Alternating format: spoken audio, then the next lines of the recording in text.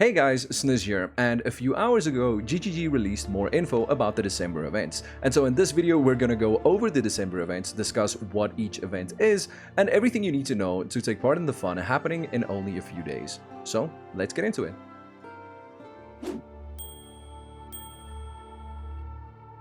So, for those of you who are still unsure about what exactly the December events are, typically at the end of each league, GGG likes to host these mini week-long events. No, they're not really full-length leagues with content updates, but instead each event has a twist that has a very immediate impact on your Path of Exile experience. Now, these events are always a lot of fun, and some of them turn out to be quite challenging, and apart from that, there are always prizes up for grabs for achieving certain goals within each league. The first event happening in less than a week is Endless Delve, and as the name implies, you will be able to delve infinitely without any sulfite costs. The mine gets scaled down to level 1 and you will start at the first node with your level 1 character. Now each class does have access to a few starter uniques, some of which are very powerful. I'll leave a link to them down below if you do want to go check them out. And as you level, periodically you'll gain extra skill points to make up for the side quests that you can't do because, well, you can't leave Delve. And at a certain point, you will also get your Ascendancy points. Yes, you will not need to go to the lab to gain any Ascendancy points, they will be given to you. Important note, you cannot change your Ascendancy after selecting it. This is just so that people can't level as a specific Ascendancy and swap Ascendancies last minute to win free prizes. So just take care about that one. Important, this time there is an NPC that'll sell you skill gems and that'll also take in all your div cards if you manage to collect a full set. And unfortunately, we won't have access to the crafting bench in this one, and like the previous Endless Delve, this event will also be voided, meaning that at the end of the event, all the items and the character that you've played throughout the event will all get deleted. Not moved to standard, they will get permanently deleted. Now, in previous Endless Delves, it was already quite challenging to get past certain depths, and with all the changes to Delve, I am really excited to see just how difficult the Endless Delve is going to be this league. The second event will be Endless Heist. Yes, you will permanently be locked in the Rogue Harbor and you'll only be allowed to leave to run contracts and blueprints. To make Heist infinite though, they have changed contracts to no longer cost any rogue markers. So initially your character will start off with 2 level 1 contracts in their inventory, and display cases at end of heists will guarantee drop another contract. And sometimes enemies within the heist themselves also have a chance of dropping contracts. Now, contract level scales off of your character level, so the higher level your character, the higher level contracts you'll drop.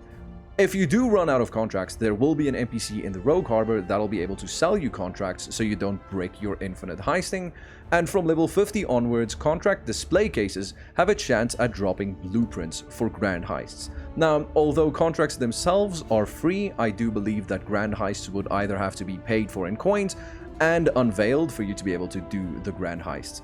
Now, leveling and ascendancies work the same as Endless Delve, where at certain thresholds you get your ascendancy points and additional skill point levels, and you also start off with the same set of uniques as Endless Delve. Unfortunately, as with Endless Delve, this event is also voided and there is no crafting bench accessible to you. Event number 3 is Atlas Invasion. Now, this is more like the normal PoE experience where you'll have to level a character, do your labs and set up Atlas with one important twist. Each area you enter will contain 5 additional bosses. Now, these bosses are endgame map bosses and can be any boss that can be witnessed by the Maven. That means these aren't just restricted to map-specific bosses. You can find any boss that can be witnessed for any invitation, in any zone throughout the campaign or in any map. Killing these bosses does guarantee a unique drop though, so they should be quite rewarding to do, and unfortunately, as with all the other events, this event is also voided. The fourth and final event is Delirium Everywhere, meaning in every area you enter will have Delirium. Now, the difficulty of the Delirium will range randomly from 1% to 100% delirious, meaning that some zones in the campaign might be very hard to do. Now, the drops of the Delirium rewards are the same as usual, and they can still drop Simulacrum Splinters, meaning that you could complete a Simulacrum and run a Simulacrum if you want to. Now, to avoid zone refresh spamming with Control-click, each zone will have the same percentage of Delirium when you open a new instance, but the rewards will be random each time you enter a new instance. They also do say that they've tried to tone down the intensity in certain campaign zones where you have important boss fights to do, but we'll have to wait and see how much they really tone down the Delirium experience. And there you go. That's currently all the information we have about the events. I am personally extremely excited. These events are always a lot of fun, and I cannot wait. If you're still undecided as to whether you want to play the event or not, I really do recommend you give them a try. You can only play these events once every year, and some of these events might never be available again. So, in my opinion, give it a go. I'm pretty sure you're gonna enjoy it.